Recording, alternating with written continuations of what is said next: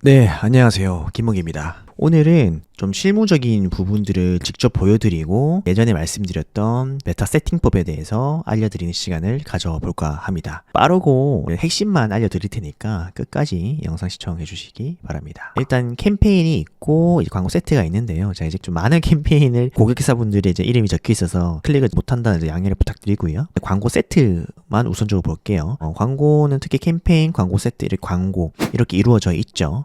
그런데 여기서 저희는 광고 세트 딴에서 이렇게 움직여 보겠습니다. 이렇게 수정을 누르시면 이까지는 기본적으로 이제 다 알고 계신다라고 저는 생각을 좀 할게요. 일단은 그때 말씀드렸던 여기 유사 타겟이란 게 있어요. 이 유사 타겟이 뭐냐면 여러분들의 잠재 고객과 유사한 행동 패턴을 보였던 사람들을 추린, 되게 유사 타겟은 1%, 2%를 많이 하시기도 하는데 사실 1%, 2%만 하면 수치가 예상 타겟 규모가 굉장히 작아요. 그래서 저 같은 경우에는 유사 타겟을 5%로 정도 잡고 있습니다. 그렇게 하면은 110만, 130만 꽤나 많은 숫자가 나오죠. 근데 요 숫자는 사람마다 달라요. 왜냐하면 한 달에 광고비를 얼마나 만큼 쓰느냐에 따라서 한 달에 얼마나 많은 잠재 고객의 수를 확보를 하냐에 따라서 그 모수를 기반으로 예상 타겟 규모를 산출하기 때문에 이런 부분은 대표님들이 얼마 정도를 돌리고 있냐에 따라서 굉장히 달라질 수가 있다 라는 점을 말씀을 드리고요. 일단 1차적으로 유사 타겟은 아시겠죠?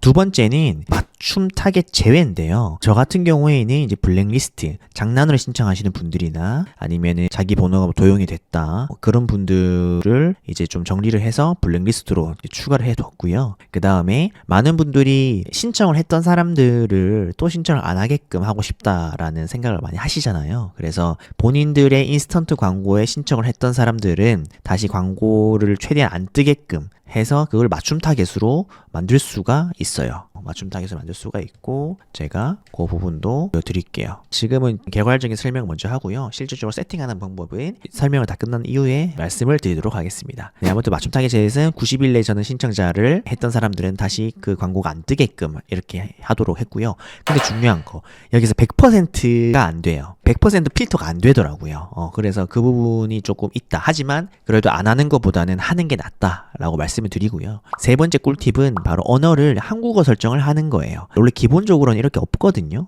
이게 없으면은 한국에 있는데 영어 인터페이스 세팅값이 설정이 영어인 사람들한테는 영어로 뜨고요. 다양한 국가 언어로 뜨죠.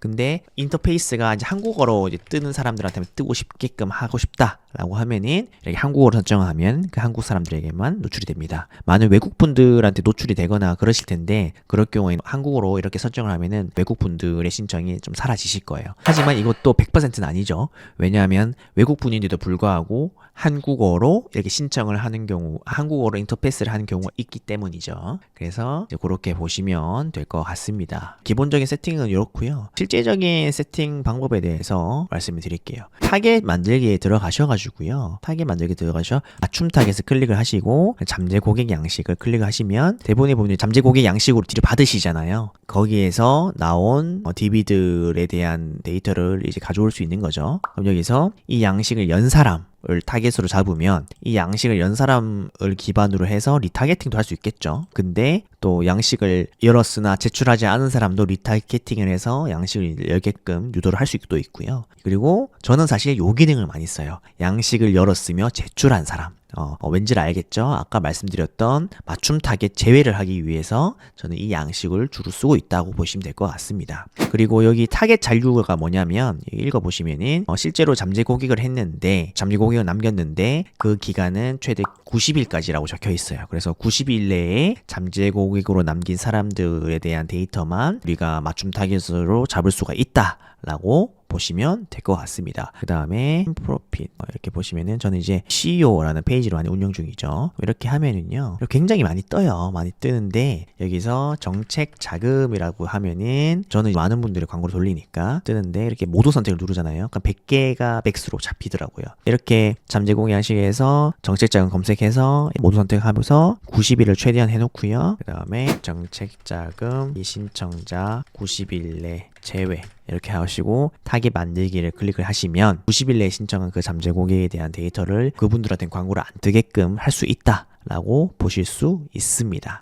자, 그러면 이제 유사 타겟에 대해서 한번 보겠습니다. 유사 타겟은 이렇게 유사 타겟을 클릭을 하시고요. 그 다음에 소스가 있죠. 기타 소스 들어가셔가지고 똑같이 기타 소스 들어가시면 여러 가지가 많아요. 이렇게 여러 가지 많이 뜨는데 여기서 저희가 정책자금이라고 치면은 정책자금 90일 내 신청자로 저는 그 맞춤 타겟을 해놨었거든요. 그래서 이제 정책자금 90일 내 신청자를 이렇게 클릭을 하시면 우리가 신청했던 그 신청자에 대한 유사한 패턴을 보인 사람들을 찾아줘요. 그래서 대한민국 클릭하시고요. 유사한 타겟을 찾아주시고 1%로 하면은 저도 22만 명 정도, 그러니까 1% 정도가 잠재 고객을 신청한 사람과 유사한 숫자다라고 보시면 될 것 같고요. 지역은 전국으로 대한민국 전국이기 때문에 그 기준으로 보고 있다라고 보시면 돼요. 만약에 저희 세팅에서 지역값을 설정을 해버리면 이 수치가 확 줄어들겠죠. 그리고 뭐 2%, 3%, 4%, 5%, 6%, 7% 이런 식으로 굉장히 늘어간다. 10%는 거의 좀 사실 의미가 없는 숫자인 것 같고 한 5% 정도 되면은 나머지 5% 정도의 약간 절반 정도 이상은 조금이라도 우리 가만 고객에 좀 모일 수 있는 타겟으로 좀 산출이 될 수 있지 않을까라는 생각이 들고요. 그래서 저는 5%로 많이 하고 있고 예산이 사실 뭐 많지가 않은 분들은 뭐 2% 이렇게 하셔도 괜찮을 것 같아요.